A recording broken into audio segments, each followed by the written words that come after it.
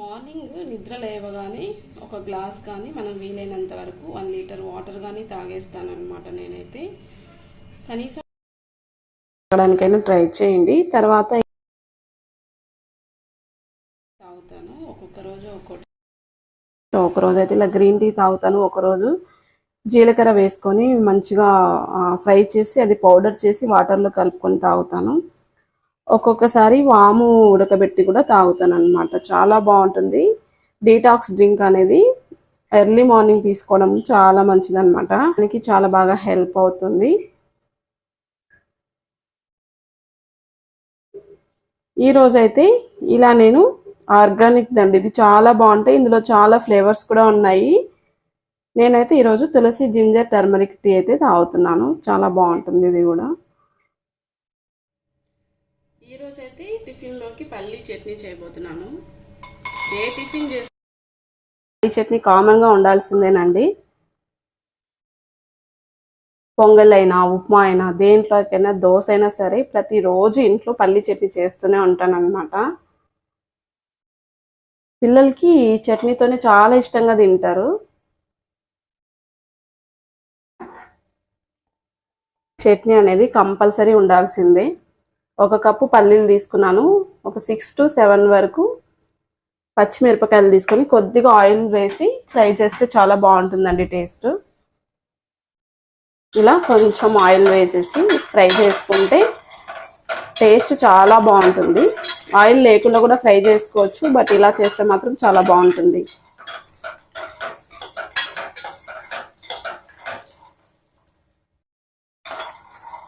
ఇడ్లీ, దోశ, పొంగల్ ఇంకా ఏదైనా కానివ్వండి టిఫిన్, మాకు పిల్లలు వైట్ చట్నీ అంటూనే ఉంటారు. సో టొమాటో చట్నీ అవన్నీ కూడా పెద్దగా ఇష్టంగా తినరు, కానీ పల్లీ చట్నీ అయితే చాలా ఇష్టంగా తింటారండి.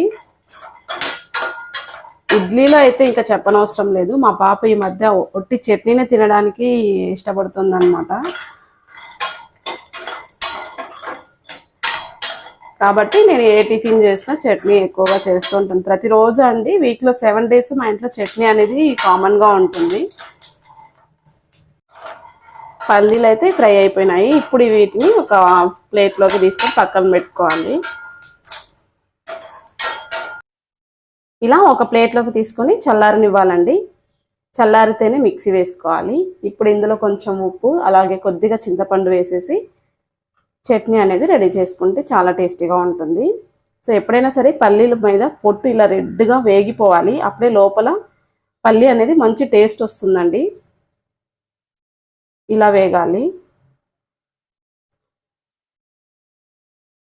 ఇప్పుడు వచ్చేసి నిన్న రెడీ చేసి పెట్టాను కదండి వరిగతో ఇడ్లీ బ్యాటర్ చేశాను కదా, దాంతో నేను ఈరోజు దోశ వేస్తున్నాను. ఫస్ట్ అయితే కొంచెం సరిపడా ఉప్పు వేసేసాను. బ్యాటర్ అనేది దోశకి కొంచెం లిక్విడ్గా ఉంటే చాలా బాగుంటుంది. కొద్దిగా వాటర్ కూడా వేసేసి దోశ బ్యాటర్ లాగా కలిపేసుకోవాలి. ఇప్పుడు కొంచెం వాటర్ వేసేసి దోశ బ్యాటర్ లాగా కలుపుకోవాలండి. సో ఇంత గట్టిగా ఉంటే ఇడ్లీలు మాత్రమే బాగుంటుంది, దోశకైతే ఇంకా అస్సలు బాగుండదు అనమాట. కొంచెం వాటర్ వేసుకొని లూజ్గా ప్రిపేర్ చేసుకోవాలి. నేనైతే ఇడ్లీ కానీ దోశ కానీ వంట సోడా అస్సలు యూస్ చేయనండి. ఎందుకంటే వంట గొంతులో ఏదో ఒక ఎసిడిటీ లాగా ఫామ్ అవుతుంటుందండి. కాబట్టి స్కిప్ చేయడం మంచిది. చూస్తున్నారు కదా, పిండి వచ్చేసి ఇలా రెడీ చేసుకోవాలి. కాసేపు మూత పెట్టేసి పక్కన వదిలేసుకోవాలి. ఈలోపు ఫ్రెష్ అయ్యి వచ్చేస్తాను. ఫ్రెష్ అయ్యాక ఇంకా దోశ అయితే వేసేస్తున్నానండి. ఇంకా పిల్లలు కూడా లేచారు టైంకి. ఇంకా అందరం కూడా ఒకేసారి బ్రేక్ఫాస్ట్ అయితే చేసేసాము. దోశ చూడండి చాలా క్రిస్పీగా వచ్చింది. వరిగలతో చేస్తున్నాను. నిన్న ఇడ్లీలు కూడా చాలా బాగా వచ్చాయి. అలాగే ఈరోజు దోశ కూడా చాలా చాలా బాగా వస్తుందండి. కొంచెం లావుగా వేసుకుంటే సాఫ్ట్గా ఉంటాయి. క్రిస్పీగా కావాలి అనుకుంటే పల్చగా వేసుకోవాలన్నమాట. సో మంచి కలర్ వచ్చింది, బాగా క్రిస్పీగా చాలా బాగున్నాయండి. టేస్ట్ కూడా చాలా బాగుంటాయి. ఈ దోశలు వచ్చేసి నేను పల్లీ చట్నీతో తీసుకుంటున్నాను. చెప్పాను కదండి పిల్లలకి పల్లీ చట్నీ అంటే చాలా ఇష్టము. ఇలా బ్రేక్ఫాస్ట్ అయితే కంప్లీట్ చేసేసాము. ఇంకా అందరం కూర్చొని దోశ తినేసామండి. మార్నింగ్ చాలా బాగుంటాయి. అలాగే వరిగతో దోశ చాలా హెల్దీ అనమాట. సో చాలా చాలా బాగుంటుంది. మీరు కూడా ఈ బ్యాటర్ని తప్పకుండా ఒకసారి ట్రై చేసి చూడండి. తర్వాత ఇంకా టిఫిన్ తినేసి ఇంకా సరుకులు కావాలని చెప్పేసి ఒకసారి ఇంకా షాప్కి అయితే వెళ్ళాము. అన్నీ కూడా తీసుకొని వచ్చేసాను. ఇక్కడ వచ్చేసి నేను మిల్లెట్స్వి రవ్వ తీసుకొచ్చానండి. తెల్లజొన్న రవ్వ, అలాగే మా మల్టీ మిల్లెట్స్ రవ్వ, రాగి రవ్వ ఇవన్నీ కూడా తీసుకొచ్చాను నేను. ఇడ్లీ రవ్వ ఇలాంటివన్నీ తీసుకొని వచ్చాను.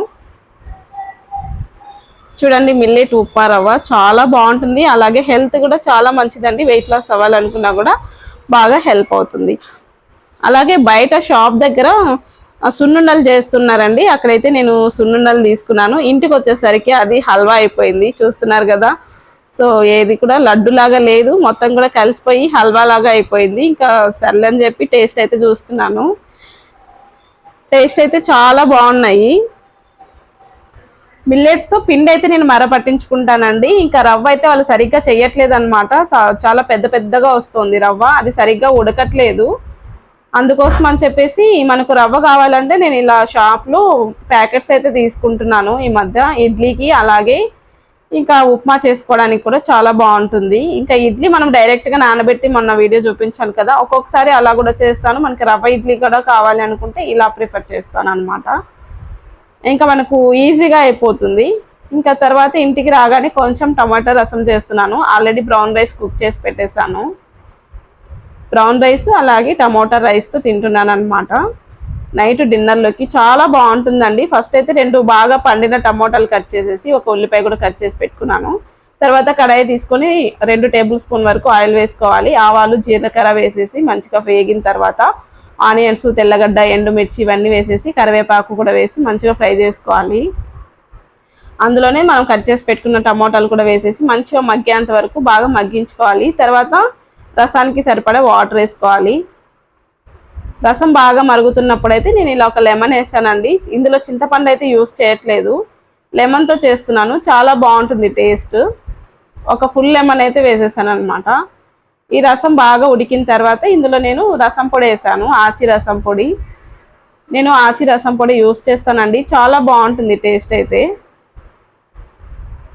ఇలా లెమన్ పిండిన తర్వాత స్టవ్ ఆఫ్ చేసేసేయాలి. లేదంటే ఇంకా లెమన్ వేసాం కాబట్టి చేదైపోతుందండి. ఇంకా స్టవ్ ఆఫ్ చేస్తాము అన్నప్పుడు లెమన్ పిండుకోవాలి. ఇంకా తర్వాత రసం అయితే రెడీ అయిపోయింది. ఇంకా బ్రౌన్ రైస్ విత్ రసంతో డిన్నర్ అనేది కంప్లీట్ చేసాము. ఇంకా ఇది వచ్చేసి నెక్స్ట్ డే మార్నింగ్ అండి, 9:30 అవుతుంది. ఇంకా పిల్లలు నిద్ర లేవలేదు. ఇంకా మడతలు వేయాల్సిన బట్టలు చాలా ఉన్నాయి, ఇవన్నీ కూడా సర్దేశాను అనమాట. ఇదండి ఈరోజు సింపుల్ వ్లాగ్. మీ అందరికీ నచ్చిందని అనుకుంటున్నాను.